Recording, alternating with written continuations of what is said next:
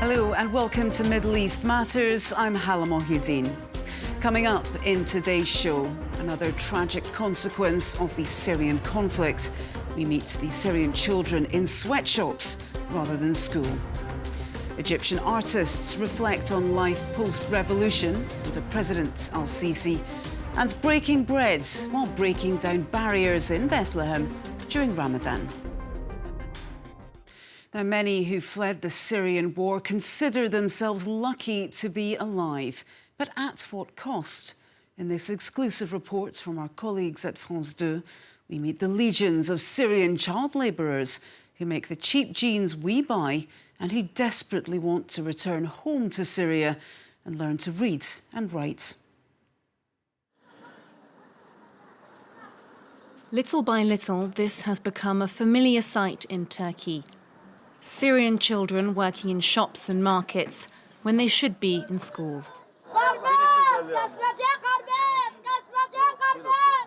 Their new home is just across Syria's border with Turkey in the town Gaziantep. The Islamic State group is not far. It controls the area on the horizon. For these refugees, classrooms are a distant memory. 10 hours a day, 6 days a week, they make jeans. Ali is 12. His younger brother Yazan is 10. We have to work. Our family doesn't have any money. We can't go to school anymore. On the first day I worked 1 hour. I left. It was too hard. I really want to go back to school because I don't know how to read or write. The jeans they're making are destined for market stalls in Turkey and Iraq, but some could end up in Europe. It's almost as hot inside the factory as outside in the sun. The boss is also Syrian, and he says he's doing the children a favour, particularly 10-year-old Yazan. He's too young to work. I told his father that, but he begged me to take him because he needs money to pay the rent. It's illegal to employ children under 14 in Turkey, but the textile industry, the country's second biggest, is largely unregulated. The Centre for Middle Eastern Strategic Studies estimates 250,000 Syrian children work in the industry. In this factory, the young workers bleach and dye thousands of pairs of jeans a day. The air is toxic, and they don't have protective clothing. Mahmoud handles the chemicals, but the containers' labels have been taken off, so we don't know exactly what's inside. I work with chemical products. We spray the colors on the jeans, then we put them in a special machine to dry and fix the color. He earns €25 a week, 3 times less than the Turkish minimum wage. I really want to go back to Syria. I love my country and I miss it. Mahmoud's boss is Turkish. He admits to underpaying the children and employing them unofficially, but he says it's a win-win situation for all. When they arrived here, the Syrians were in the streets with no money. Us, the Turkish, we welcomed them with open arms and gave them work. And they are good workers, they work hard. It's 6 p.m. and after 10 hours of work, brothers Ali and Yazan head home. They live on the ground floor of a building just down the road from the jeans workshop. The family pays €200 a month in rent. It's a fortune, so everyone has to work. Their uncle says he's ashamed. How do you see their future? They don't have one. They don't go to school. They're not being educated. The war has given us this. Dirty, damaged hands. No school, no education. They'll grow up with nothing in their heads.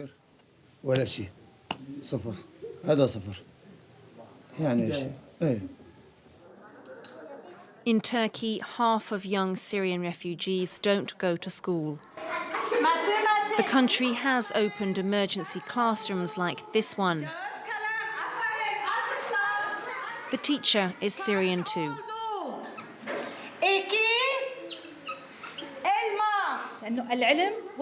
Education is civilization. It's about progress. If children don't go to school, even if the war ends, we won't be able to rebuild our country. The war in Syria has caused 3 million children to drop out of school.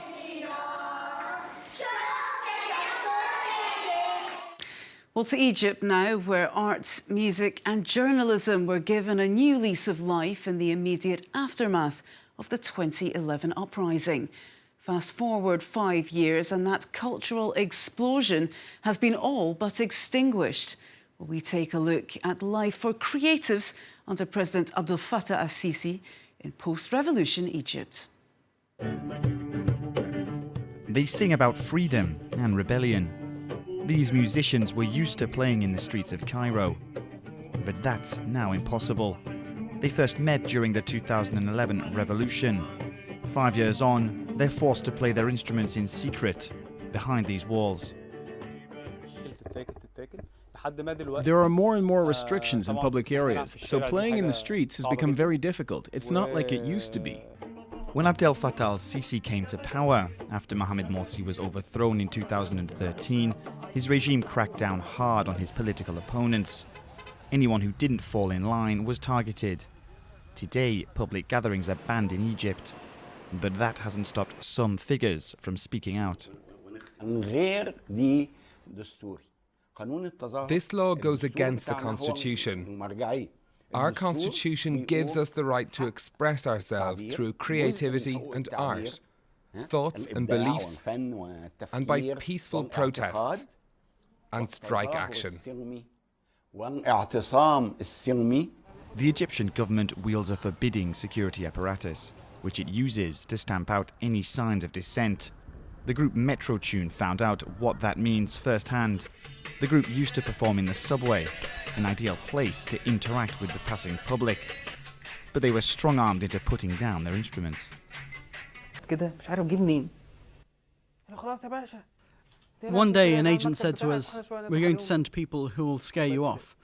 Then I saw someone, I don't know where he'd come from, and he said, "We're going to throw glass at them." I was scared about what would happen. I didn't want to fight or get hurt. I knew we'd lose. So we left. Compared with the plight of other artists, they may have gotten off lightly.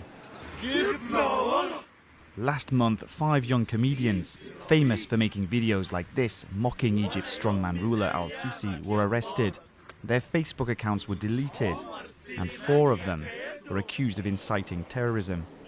But despite the regime's desperate bid to silence dissent, it doesn't appear to have worked. The 5 comedians are now more popular than ever, while other artists say that the public appetite for revolutionary songs keeps on growing.